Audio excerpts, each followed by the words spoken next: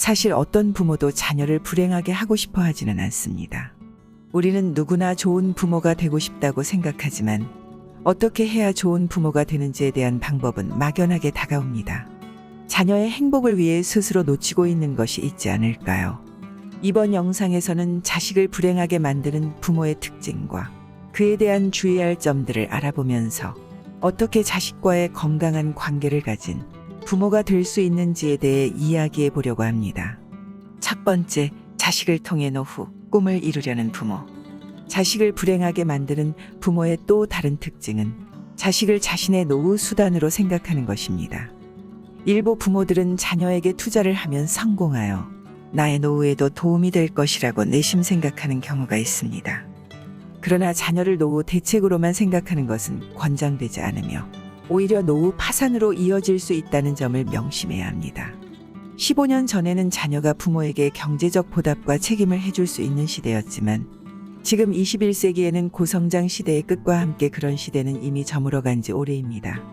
특히 지금 세대는 부모의 노후를 보장해주는 것이 당연시하지 않는 마인드이며 오히려 현대 사회에서는 부모가 자녀를 부양하는 상황이 발생할 수 있습니다. 또한 부모가 어릴 적에 이루지 못했던 학업이나 꿈에 대한 대리만족을 위해 자식에게 강요하는 경우도 있습니다. 자식이 가지고 있는 꿈과 목표를 무시하고 부모의 의견만 강요하는 경우입니다. 부모의 입장에서는 자녀의 행복과 동시에 그들이 이루지 못한 것을 대신 이루어주면서 자신의 만족감을 얻으려는 것이겠지만 이러한 강요는 자식에게 큰 부담을 줄 수 있습니다. 최악의 경우 자식이 자신의 삶을 포기하는 결심을 내리는 뉴스 소식들도 종종 접할 수 있는 현실입니다. 너 잘 되라고 해주는 말, 널 사랑하니까 해주는 것이라고. 우리는 자신의 행동을 무의식적으로 합리화합니다. 그건 일방적인 착각입니다. 마치 배부르다고 하는 사람에게 억지로 음식을 먹이려는 행동처럼 말입니다. 상대가 원치 않는 행동이 그것이 자식이라면 더욱더 조심하고 냉정하게 생각하시는 것이 좋습니다. 자녀는 스스로 결정하고 책임지도록 그냥 놔두고 우리 본인의 삶을 더 충실하게 살아가는 것이 잘 사는 인생임을 늘 유념해야겠습니다. 따라서 부모는 노후나 대리 만족을 추구하는 것보다 자녀의 자립과 개인적인 성장을 존중하고 지원해야 합니다. 무엇보다도 부모의 기대와 강요 없이 자식이 자신의 가치를 발견하고 행복한 삶을 살 수 있도록 돕는 것이 중요합니다. 두 번째, 자식을 불행하게 만드는 부모의 특징 중 하나는 자식을 온실 속의 화초로 키우는 것입니다. 아이를 위하는 마음에 그랬다라는 이유로 아이에게 부모 본인의 의견과 선택을 강요하고 있지는 않으신가요? 부모의 의견만을 아이에게 강요하는 일이 반복되고 있다면 자녀의 독립성을 죽이는 과정에 있는 것을 의미합니다. 구체적인 예로는 부모는 가족 여행을 가거나 가족 외식을 할 때 자식의 의견을 묻지 않고 단순히 통보하며 자식에게 따라오라고 요구하는 경우가 있습니다. 이럴 경우 어린 시절에는 문제가 되지 않을 수도 있습니다.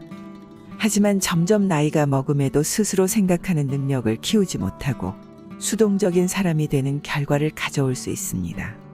흔히 말하는 온실 속의 화초가 되어 버리는 건데요. 자녀에게 이러한 습관들은 자신도 모르게 부모가 해주는 모든 것을 당연하게 받아들이게 될 것입니다. 그러니까 받는 것에 익숙해지고 반대로 주는 방법은 잘 모르게 될 확률이 높아지게 되겠죠. 이렇게 스스로 독립성을 갖출 시기를 놓쳐 혼자서 생각하고 결정하는 능력을 상실하고 타인에게 의존적인 존재가 될 수 있습니다. 이는 어느 그룹, 학교, 회사에 가더라도 자신의 의견과 선택에 대한 자신감이 부족해지며 자신의 가치를 인정받지 못하며 악순환이 되는 불행한 상황에 놓일 수 있습니다. 부모로서는 자식의 독립성과 자율성을 존중하고 자식에게 선택의 폭을 넓히고 자신의 생각과 의견을 존중하며 성장할 수 있는 환경을 조성하는 것이 좋습니다.